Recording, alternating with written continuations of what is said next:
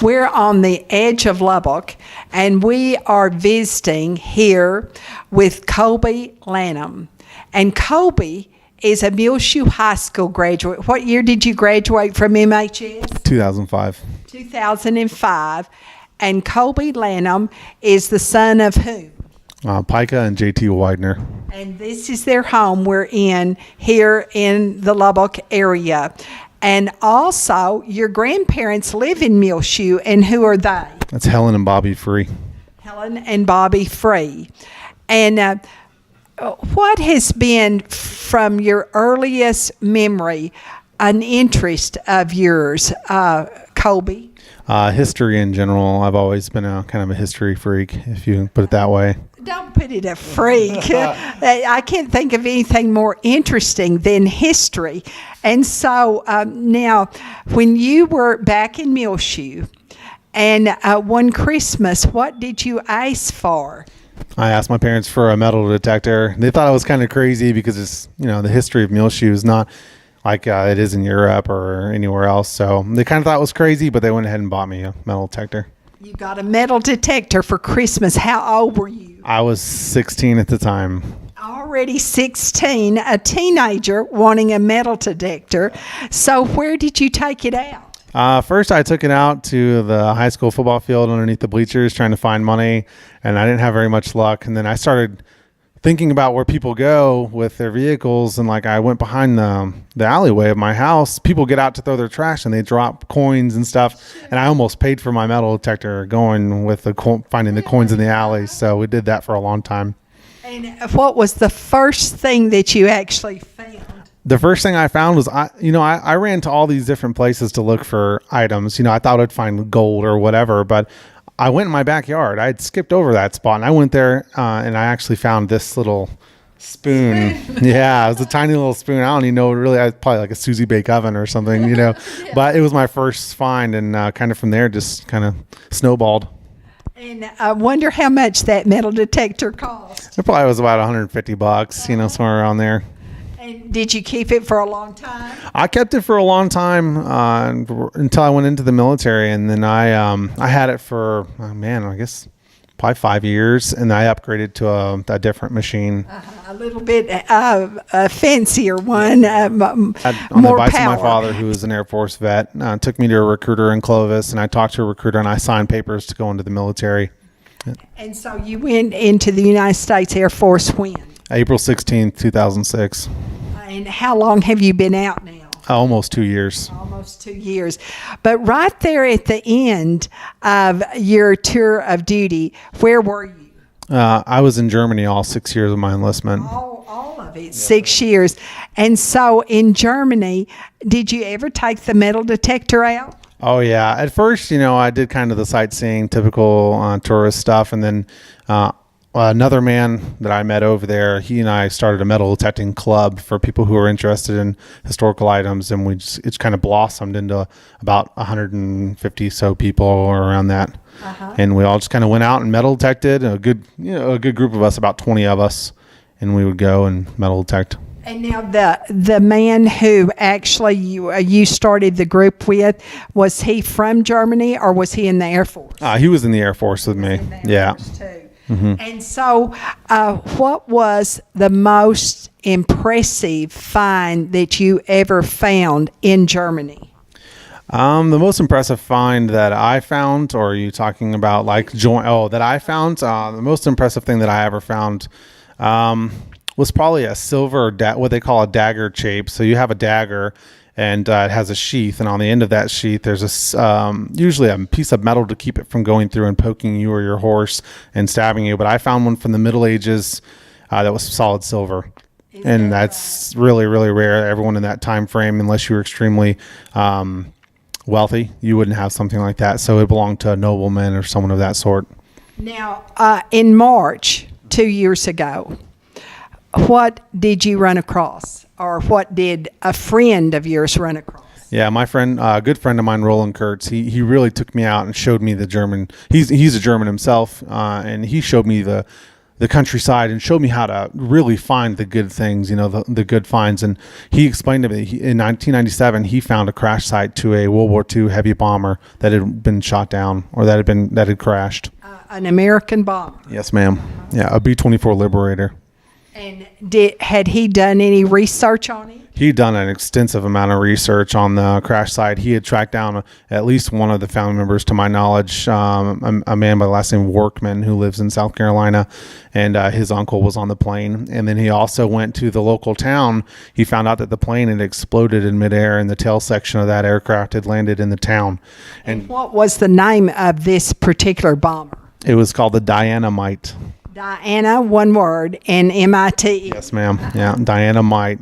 So if you look at it on paper, it's a woman's name and then M-I-T-E, but if you say it close, it sounds like dynamite. Yeah, sure, so it's a play on words. But he went to that local town and started talking to some of the people, and there's a man who was in his 80s and had actually witnessed the crash that day, watched it come apart in the air, and he was actually a member of the Hitler Youth. And they rounded up the civilians, some of the civilians in the town, and went looking for the members of the both aircraft that had went down. And did they find them? Yeah, they found, in some cases, they found the bodies of the deceased men. Some of their parachutes didn't open, and then they found one man who had actually lived from the dynamite. And so now you went out to this site with your friend who lives in Germany and still lives there, right? Yes, ma'am. Yeah. And so what did you specifically find? And you're looking around, I guess it's in a wooded area? Yeah, it's in a forest, really old medieval type forest next to an apple orchard. We went out there looking around, and the crash site, it's kind of crazy because this forest is about 60 to 80 years old, and the trees are very large. But in the middle of the forest, there's an area where there's really thin, small trees. And that you can tell that the plane had landed there and then smoldered and burnt. And that's why the trees are so old. Really? You could still tell. And then you couldn't use a metal detector because there was so much stuff in the ground. You could just move the dirt, the topsoil with your foot, and it was black from where it had sat there, charred and burned. Is that right? Yeah. So there's. And that would have been how many years before? When did this crash occur? It happened in 1944, so it's a good amount of years. And this was 2012. Yes, ma'am, 2012. So we found pieces of like the canopy, the glass. And I believe you have the actual glass here. Yes, ma'am, and we found it's really thick. Yeah, so that's most likely. I'm not 100% sure, but that's most likely the windshield of the aircraft. It was thicker, and then on the sides of the aircraft, those other windows were most likely plexiglass, and that's what that is on the far left. This is plexiglass. Yes, I thought that was a new product. Yeah, at the time, it was somewhat new. 1914, they had plastics, really? And even a little bit before that. So that wasn't a brand new technology, but it was something that was probably pretty expensive to put on a bomber. And what else did you find? I found among the wreckage, we found empty casings. Obviously, that crash had sat there and burned. Whenever you had 10 machine guns on that aircraft, and this is one of the 50 caliber machine guns to the Browning machine guns that were on there, and most of them had exploded from the heat. And the civilians in the town actually said that they remembered the Germans putting up a cordon around that site because the bullets were going off, and they were carrying. We don't know for sure if they were carrying their bombs still or not. Because their original target on that day had been covered by clouds, so they detoured to another bombing run. What was their original target? Oh man, I believe it was Munich. Yeah, and they got detoured to another site. What is the closest place that we would know to this site where it really crashed? Stuttgart is the largest major city in that area. Stuttgart, Germany.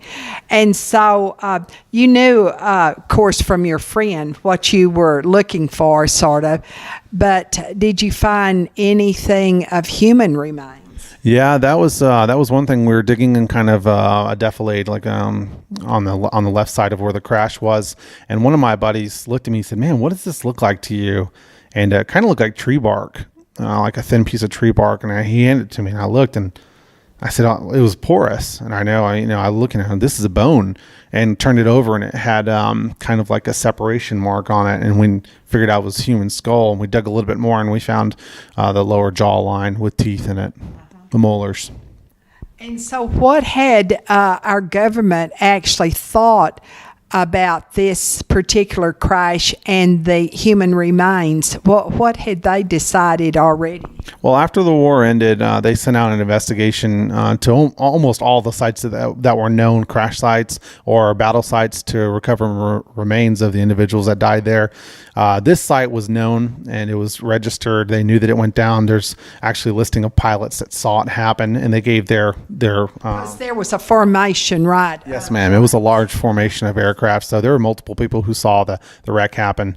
So in 1947, they went out there and they looked at the site, and then they talked to some of the civilians in the town and got their basically what happened, the rundown of what happened. Right. And the Germans actually taken all the Americans that were there that were deceased and gave them proper burials. Already by 47. Yes, ma'am. Yeah, so they were interred in the German cemetery there, and the American government dug them up. When they went out to look at that site, they took all the remains out of the graves and looked them over, and they discerned that the site was clean of any human remains.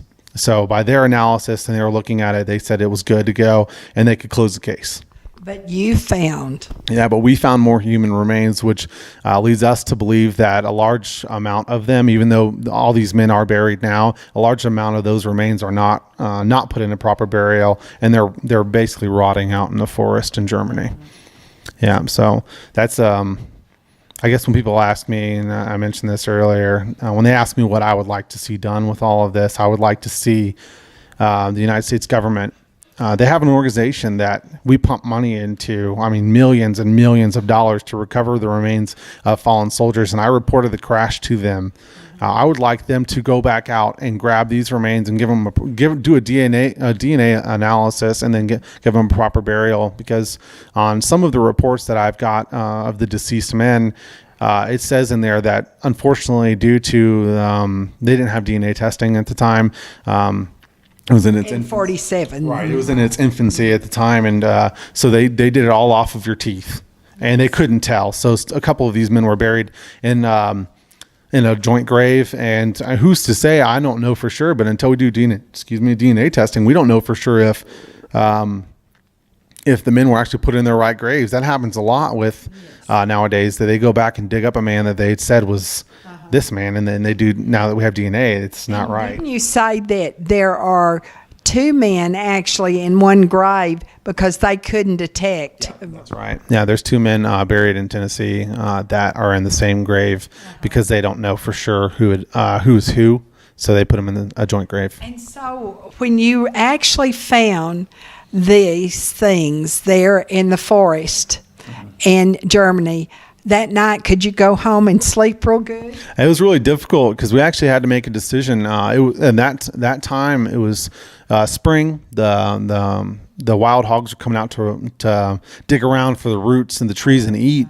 And we had just dug up all these roots, and then the bones was fresh.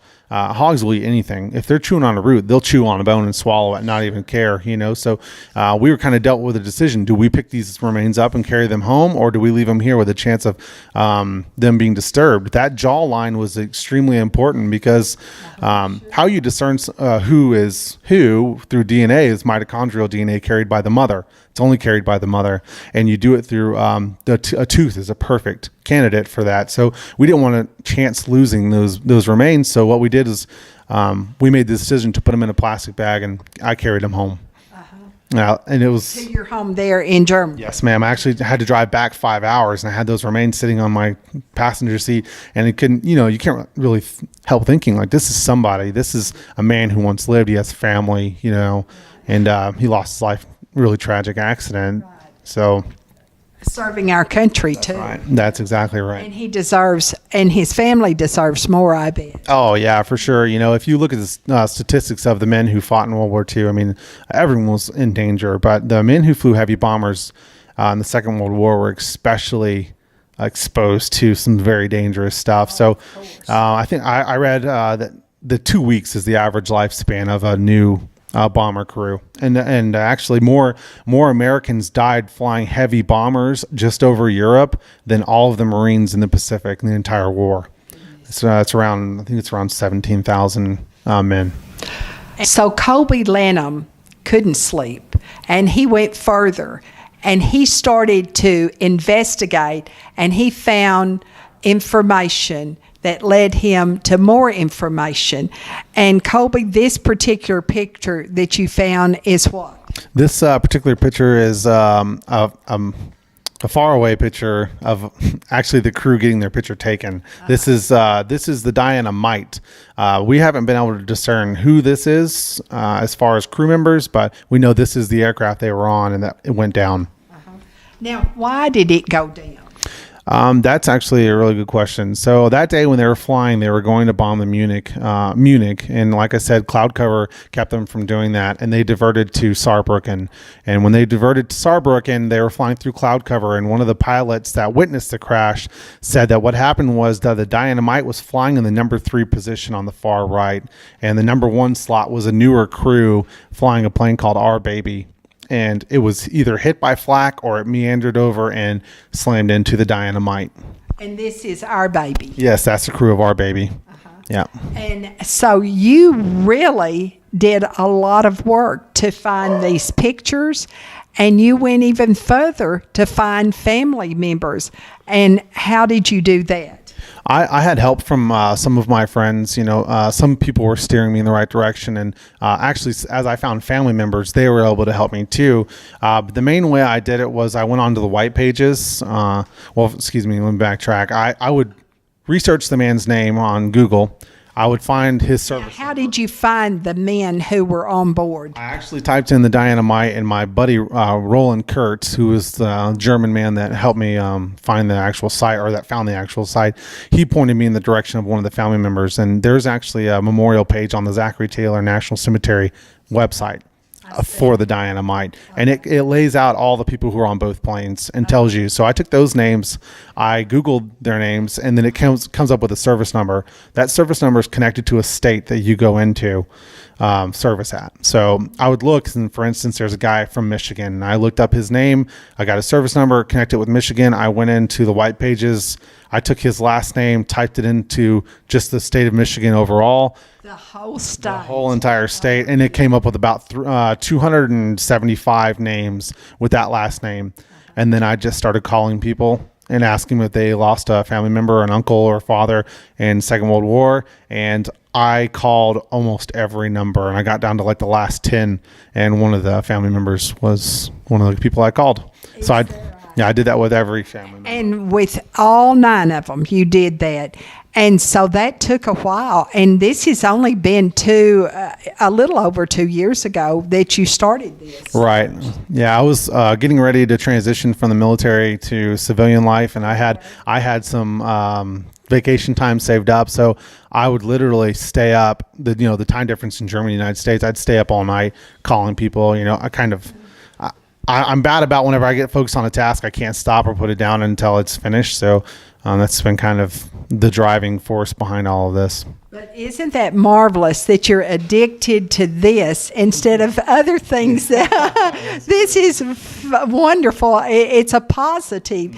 And how old are you, Kolby Lanham? I'll be 28 in September. 28 years young, and a mule shoe product too. That's even nicer. Now, so were all of the people that you finally contacted, were they nice about it? Were they appreciative? Or how were you received? It was overall it was a positive experience. One woman, she was an elderly woman who lives in Osborne, Kansas. Her name is Betty Caba. Her uncle was the pilot of the Dynamite, and I called her and actually got her answering machine. I called her again the next day, and she answered, and I said, "Hi, this is Kolby Lanham." She hung up. And I called her back, and I said, "Don't hang up. I'm not a solicitor. I'm not trying to sell you anything." And then she's like, "Oh, okay." And then she started talking to me, and we talked for a good long while, and she was blown away. That's the best way to describe it. And now this was her relative, right? Yes, that's her uncle. Her uncle. Yeah. And so now her name probably wasn't the same as his. How were you led to her? I looked through Gingler. His name is Frank T. Gingler, and they're the Gingler families. It lives all over Kansas. When I did the white pages, it gives you known associates. and that's how I found her. Wonderful. Yeah. I don't know if you could have done this back in 1947. No. Do you think, It would have been Kolby? impossible. It would have been almost impossible. I know the internet was very, very helpful. Now, did you ever receive a letter that really warmed your heart and you thought, I've got to press on and get more information and help these families have proper closure? Sure, absolutely. After 2 years of putting in all the time and work and effort and contacting family members, every once in a while I would feel like that the dynamite kind of the case was finished. It would slow down to a crawl, and then something would spur it on. And this is in the early parts of me doing all the research. Betty Cabot, the woman I mentioned that lives in Kansas, she's an elderly woman in her 80s, and she was digging through her garage through boxes to find that photo for me. Oh, really? Yeah, and then she sent me this letter. And now, how were they related again, the pilot? That was her uncle. That was her uncle, and she found that picture. Yeah, she actually remembers the day his casket was brought back to the United States, or his remains in that casket. And was that the one whose father opened the casket? Yeah, she said her father felt like the casket had nothing inside of it, and he opened it up, and it was just a small bag of bones. And that's another thing that kind of leads back to all the remains we're finding at the site. Who exactly do they all belong to? So that's kind of an issue for me. I think that they should be given a proper burial. They gave their lives for our nation, so it's a big deal. And what does she say, sort of in part? It's dated 4/9/12, and she just says, find and close the picture of Frank Engler, also taking into consideration that this was taken before colored film. So someone had to hand color that photo. Hand-painted. And this then, is her uncle. Yeah, and then she says, I cannot tell you how much the family appreciates your effort in this matter. And it makes you feel good that, that some questions they might have had are getting answered. Uh-huh. And so what today is happening on this front of the Diana Mite? Today, I've on the advice of a friend of mine, I started a Facebook page for the dynamite recovery. And so what's the name of the Facebook page? Just type in Dynamite and it'll come up. Okay. And yes, ma'am, we have family members are on there, World War II history buffs, people who are interested in aircraft and that type of thing. But it's really a page to bring about knowledge of the crash. And I also have a change on change.org. If you type in Dynamite into Google and then type in change.org right after that, it'll come up with a petition that I started, and it has about 300 and some odd signatures, and it's trying to spur the government into action to do their job and recover the remains of those men that are still out in the forest. So there's a petition that you can sign actually online, and that is asking our United States government to go further and recover all of the remains there that you found were in the forest in Germany. Now, tell us again where they find the actual petition. If you go into Google and you type in Diana, like a woman's name, and then M-I-T-E, Diana Mite. 2 words. Yes, ma'am. And then you type in change.org. It'll come right up, and it'll be one of the first links. You just click on it, and you can sign that petition and be a part of the recovery process and what we hope to be the ending result of the dynamite. And where do you live today? I'm living in San Antonio. My wife is currently in the United States Air Force still. We met over in Germany, and she's still in, so we live over in San Antonio. In San Antonio. And so where is she from? She's from Chillicothe, Ohio. Oh, not West Texas. Oh, no, not West Texas. And so has she helped you? Has she been supportive of your... Oh, yeah. She's, the men who are buried up in Tennessee, we drove up to Ohio. We do it about 2 times a year, make the 3,000 mile trip around, visit family on the way. And we detoured about 100 miles out of our way to go to that cemetery so I could see it. And it was really a sobering experience, and it moves you. We got there late at night. It was snowing. No one else was in the cemetery, and I walked around and found their grave marker, and now, were these where the 2 men are buried, and on the headstone, is it both names? Yes, ma'am. It's at the Zachary Taylor National Cemetery. And can you remember the two that are buried together? That would be Mackenzie is the last name of one of them, and then the other would be That's okay. Don't worry about it. But let me ask this: there were 10 on the plane. 1 survived, and so out of the 9, have you found family members for all 9? Yes, the second name on the gravestone is Matthew House. Okay, Matthew House. Right, and I've contacted all the family members of everyone on the Diana Mite, and of all 9 of them except for one, and that's Matthew J.K. House of Birmingham, Alabama. His family line ended with he passed away, then his father and his dad. He had a wife, and she ended up remarrying after she found out he had passed. So. And so, that has taken you a lot of time and effort, and that's real research. And I think that is commendable, and we want to commend you. A boy from Muleshoe taking the time. You had no family member. You weren't going to make any money out of this. That's just amazing. Now, you're welcome. Look at this book. This book. You've even found information of all of the places the dynamite had been sent and their bombings. Yes, ma'am. So after I had contacted family members, they had also been doing research of their own. Obviously, it's their family member. They want to know more about them. And they would send me little snippets or pieces of evidence, basically, that they found and to help with me. And so now, how many missions had the dynamite actually been on? They were on their 21st mission. On their 21st. And how many missions do you usually, go on before you are sent home? 25. 25 is the goal number, and if you can reach that mission number, you can go home. Isn't that something? It was almost their time to go home, and some of them, or some parts of them, have never gotten home. That's right, and that's a big deal. I was for me being in the military, my father, my uncle, my brother, my wife, her brother, and all the way back to the Civil War, I've had a family member in every single major conflict. Is that right? Yeah, my grandpa was in. His uncle and his dad were both World War II vets, and we even lost a cousin in Vietnam. He was killed by friendly fire. So all those things, even though they're not my family, it could have been me, or it could have been my father when he was in Iraq, or me when I was in Afghanistan. But it was somebody's probably father or brother or son for sure. Yeah, someone waited up for that call or that message or letter. This is a letter you even have from Mrs. House.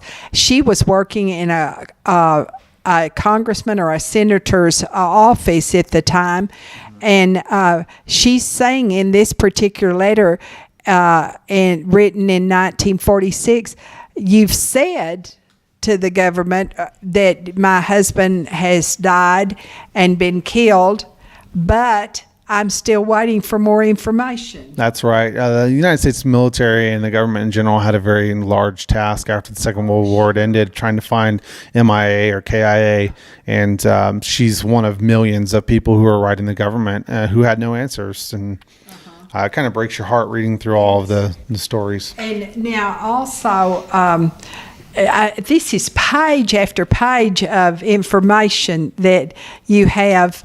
And it is so amazing as an individual citizens of our country would take this time and energy. It is admirable, and it is very interesting too. But now, have you gotten any encouragement from our local senators or anything? No, well, not anyone like as far as a mayor or something like that. But Senator Cornyn, I reached out to him about 1.5 years ago, and I was Senator Cornyn, John Cornyn of Texas. Yes, ma'am, that's right. And I was very surprised that I got a letter back from him in his office in D.C., and he said that he would look into the case for me and see exactly what had happened and if he could spur any action, the government into action. Because there's an organization called JPAC, which is short for Joint POW Accountability Command, and they're one of the only agencies in the United States government that has not been downsized. They're growing. Their job is to bring back any man or woman who lost their lives in battle outside the United States. Have you ever talked to John Cornyn personally? I talked to him for about 20 seconds on Thursday. He called. Just last Thursday? Yeah, he called me, letting me know that I wasn't going to be receiving a letter from him this month, but to know that he was still digging, and he started a congressional case file on behalf of myself to track the government and how many times he's asked them to dig into the file, or how many times he's asked questions, so that we could start a track record and hold him accountable for any. Well, that's encouraging, I would think, and I'm sure that anyone can contact their senator, and of course, John Cornyn, you can contact him in Washington, D.C. by calling 202-224 2934, or you can write to Senator John Cornyn of Texas at 517 Hart Office Building, Washington, D.C., and that zip is 20510. And you can find John Cornyn's address in many other places, but we would encourage you to write him, not on behalf of just Kolby Lanham, but also on behalf of these families that I know would like to see more done to recover the other parts of their families' bodies that still remain in Germany after World War II. Now, my baby, the other plane. Our baby. Our baby. Well, did it go down? Yes, it also went down, but there were survivors of that aircraft. Yeah. There was a survivor, though, of the dynamite. What happened to that gentleman? He was very lucky. He wasn't following protocol. He wasn't following the rules that day. You're supposed to wear your seatbelt. We talk about all the time, buckle up or whatever, but he was in his aircraft and he did not wear it because it was very uncomfortable for him. So he didn't wear it that day, and luckily he didn't, because when the aircrafts collided, the dynamite exploded, and when it actually knocked him out, he woke up, he was falling. And he pulled his parachute. It broke his collarbone, and he actually broke his back whenever he landed on the ground. But he was very lucky to live. His name was John. They called him Flip for a nickname, Cowger. I see. And the Germans captured him, and he went into a POW camp in the local area of where the crash site was. And then the Germans ended up trading him because he was so severely wounded for some German wounded. So they did a prisoner swap. I see. And so he came back to the United States. Have you talked to any of his family? Yeah, actually, about a week ago, I met up with his granddaughter, and she brought some of the family heirlooms they have, and letters back and forth and telegrams talking about him being captured and his plane going down. And you can tell by the letters, there's a lot of worry. Was he killed? Because they get a telegram. You get a telegram first saying that the plane went down. You don't always get one saying that everyone was okay. So there's a lot of worry, but they were lucky. He lived through it. Oh, isn't that wonderful? I bet she was thrilled to meet you, and you were thrilled to meet her. Yes, ma'am. It was a good experience overall. Where does she live? She lives outside of Little Rock. Uh-huh.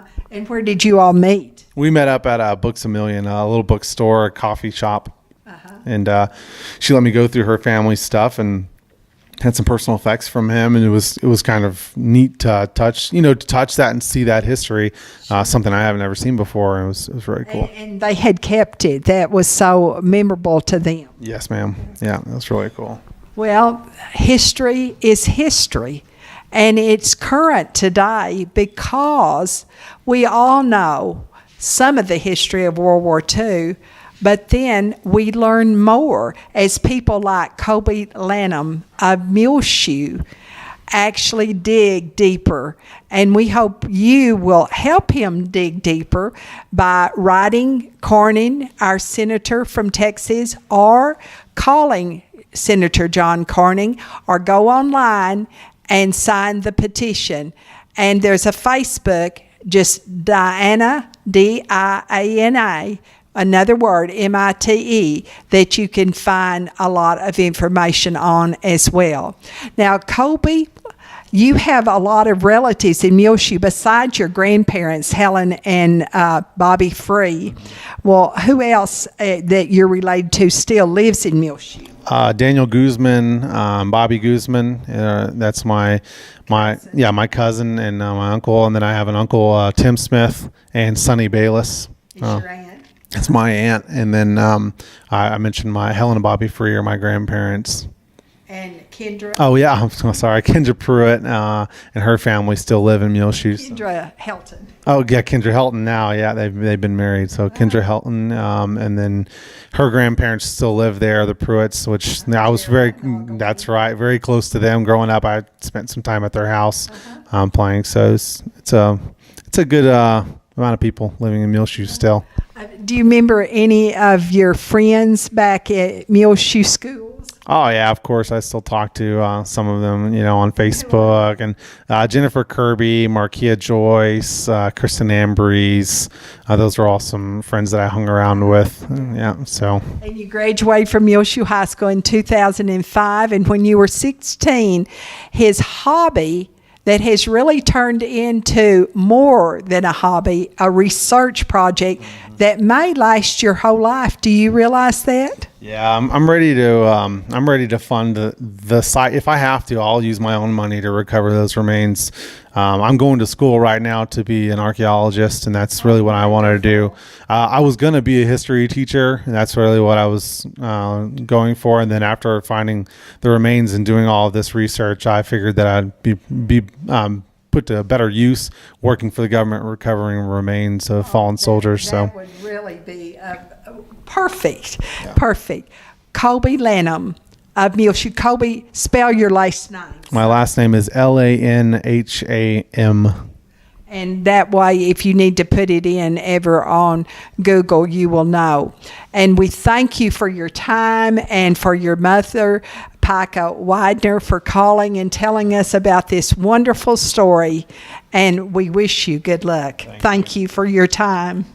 If I could say anything to anybody that's watching this, it would be that she mentioned talking to Senator Cornyn. If you're watching this from another state or you have family members who are interested, they can write their senator or their congressman. It's they're there to serve you. That's something that Senator Cornyn tells me every time he writes a letter to me, is that he's proud to serve me. They're your public servant, and if you write them and spur them into action, it could bring the remains of these men home instead of letting them sit in the forest where we found them. So it would really mean a lot to a lot of people.